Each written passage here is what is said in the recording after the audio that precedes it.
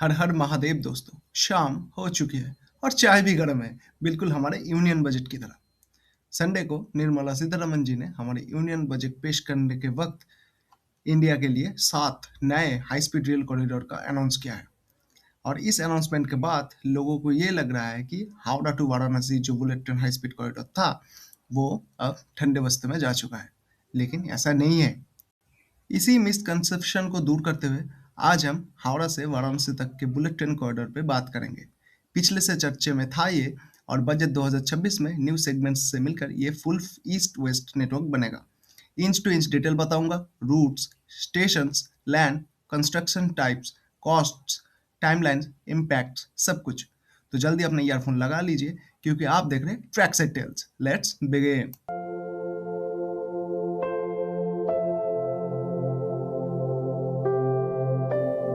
ये कहानी है एक ऐसे सफर की जो गंगा के किनारों से शुरू होता है और सपनों को हकीकत बनाता है। एक तरफ कोलकाता का हावड़ा स्टेशन, जहाँ से लोग हर रोज यात्रा करते हैं, और दूसरी तरफ वाराणसी, वो पवित्र जगह जहाँ आरती से रूह ताजगी पाती है। कल तक ये रास्ता 8 से 10 घंटे का था, लेकिन अब सिर्फ 2 से 3 घंटे में तय हो जाएगा। 320 किलोमीटर प्रति घंटे की रफ्तार से ये कॉरिडोर 711 से 760 किलोमीटर लंबा होगा। बिहार के मैदानों से झारखंड के पहाड़ों तक और वेस्ट बंगाल के शहरों तक फैला होगा। सबसे खुशी की बात होगी वेस्ट बंगाल के लोगों के लिए, क्योंकि वेस्ट बंगाल में दो दो बुलेट ट्रेन कॉरिडोर्स फ्यूचर में बनने वाले हैं। एक तो पहले से ही ऑलरेडी डिसाइडेड है, जो कि Howrah to Varanasi bullet train corridor, और हमारे यूनियन बजट में जो वाराणसी टू सिलीगुड़ी कॉरिडोर है, उसका भी अनाउंसमेंट हो चुका है, जिसको फर्दर असम तक एक्सटेंड किया जाएगा। तो अब हावड़ा से सिलीगुड़ी जाने के लिए भी एक कॉरिडोर फ्यूचर में बन सकता है। चलो देख लेते हैं कि हमारा जो Varanasi Howrah bullet train corridor है, ये कौन से स्टेशन से होकर गुजरेगा।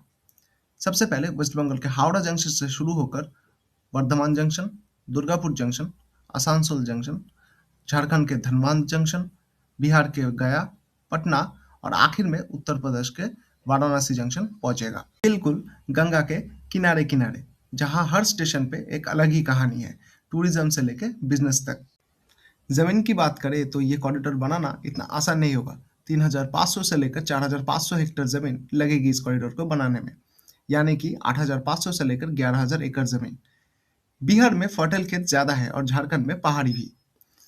बिहार का फर्टाइल लैंड किसानों के लिए जान है, इसलिए गवर्नमेंट उनको फेयर कंपनसेशन और नए जॉब्स देकर साथ ले रहा है। इमोशनल लेवल पे सोचे तो ये जमीन सिर्फ नंबर नहीं, लोगों की जिंदगियां है। इस कॉरिडोर के ज्यादातर ट्रैक्स एलिवेटेड वायडक्ट्स पे होंगे, जमीन से ऊपर उठा हुआ।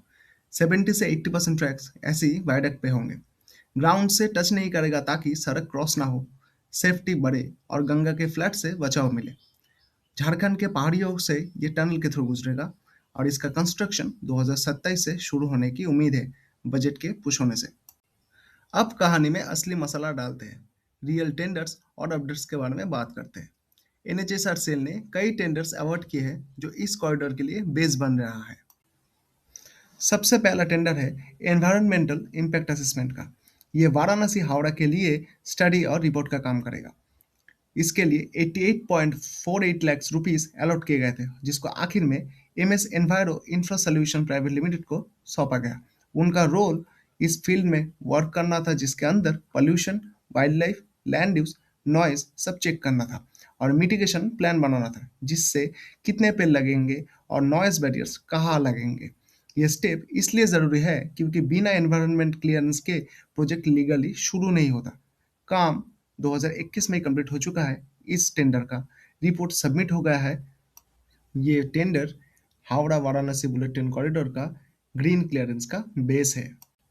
Varanasi Howrah social impact assessment और रिसेटलमेंट एक्शन प्लान का, इसके लिए 4.49 करोड़ रुपीस अलॉट किए गए थे, और जिसका टेंडर आखिर में टीला consultants and contractors private limited को मिला। उनका रोल था ये पूरे कॉरिडोर पे सर्वे करना और फील्ड वर्क करना, और आखिर में एसआईए रिपोर्ट बनाना, यानी कॉरिडोर बनने से कितने लोग अफेक्टेड होंगे, उनके लिए रीसेटलमेंट प्लान कैसा होगा। ये स्टेप इसलिए ज़रूरी है क्योंकि बिना इसके लैंड एक्विजिशन और कंस्ट्रक्शन लीगली नहीं शुरू होता। ये 2021 में कंप्लीट हो चुका है, रिपोर्ट सबमिट हो गया है। इसके बाद एनएचएसआर सेल ने तीसरा टेंडर लॉन्च किया, जो कि जनरल ड्राइंग अरेंजमेंट्स के ऊपर था। इस टेंडर के दौरान bridges over rivers, canals, railways, roads और स्टेशन के डिजाइन होने थे। इस टेंडर का टोटल अमाउंट 39.79 करोड़ रुपीस था और इसको आखिर में TransLink infrastructure consultants private limited को दिया गया। उनका रोल था हमारे इंडिया में जितने भी बुलेट ट्रेन के कॉरिडोर्स बनने हैं उन सारे कॉरिडोर्स के स्टेशन, ट्रैक्स, सब कुछ जितने भी हमारे मॉडर्न फैसिलिटीज होंगे उन सबको डिजाइन करना। ये स्टेप इसलिए होता है क्योंकि बिना इसके फिजिकल कंस्ट्रक्शन का ब्लूप्रिंट नहीं बना सकता। काम 2021 में ऑलरेडी कंप्लीट हो चुका है और इसका रिपोर्ट सबमिट हो चुका है। चौथा टेंडर था लाइडर सर्वे का।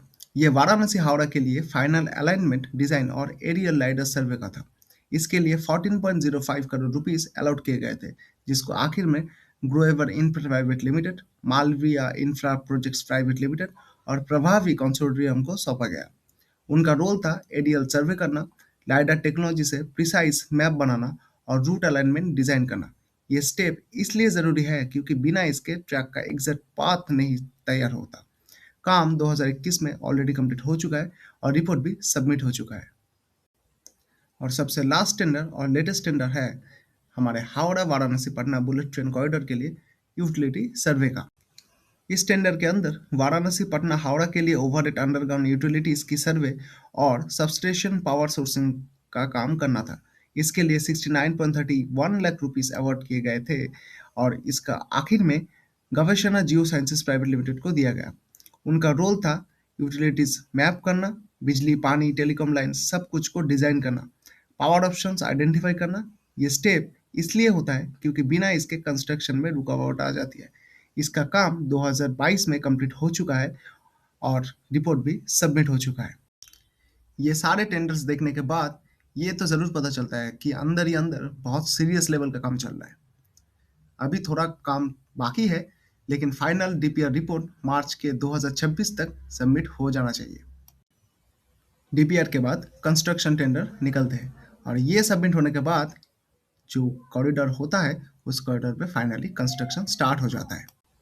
इस प्रोजेक्ट के डीपीआर का काम उत्तर प्रदेश, झारखंड और बिहार में 70 to 80% ऑलमोस्ट कंप्लीट हो चुका है, लेकिन वेस्ट बंगाल में हमको डीले देखने को मिल रहा है क्योंकि वेस्ट बंगाल का स्टेट गवर्नमेंट और सेंट्रल गवर्नमेंट के बीच में जो तनाव है वो बढ़ता ही जा रहा है।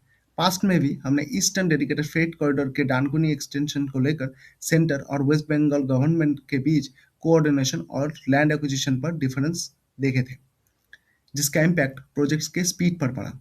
तो अब ये ना हो कि हावड़ा वाराणसी जैसे मेगा प्रोजेक्ट्स में भी डिले हो सकता है। तो दोस्तों, ये था हमारे Howrah Varanasi bullet train corridor की पूरी कहानी। आने वाले दिनों में अगर आपको ऐसे ही इंडिया में जितने भी प्राइम बुलेट ट्रेन कॉरिडोर्स है उनके ऊपर भी इतने ही डिटेल्स में वीडियो चाहिए तो कमेंट में ज़रूर बताना। अगर वीडियो अच्छा लगे तो लाइक कर देना और चैनल को सब्सक्राइब कर देना, क्योंकि यहाँ हाइप नहीं, रियल अपडेट्स मिलते हैं।